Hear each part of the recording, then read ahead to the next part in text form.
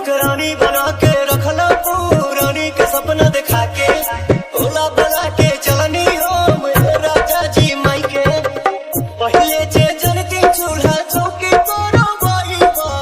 नदिया किनार भेजी पानी भरो बाई बा तो कबो ना बियाह बारा छैती आहो राजा आने न सिंगला की कोवती आहो राजा कबो ना बियाह बारा छैती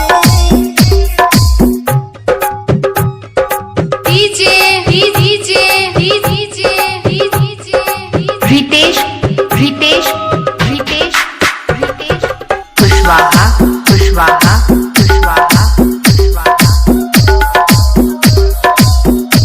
हाई साई दिहल पापा जी के गाड़ी दिहल पापा जी के साला भूमि तू हंस कर बहु कुछ नहीं कस कर कुली कमाई आशा बात पौड़ाई बा सारी रात पिया ओनी बिताई बात अपन भोजन ना पोसी आती आहो राजा आने न सिंगला की कोवती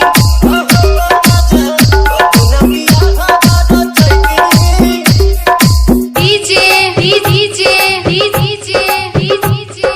रितेश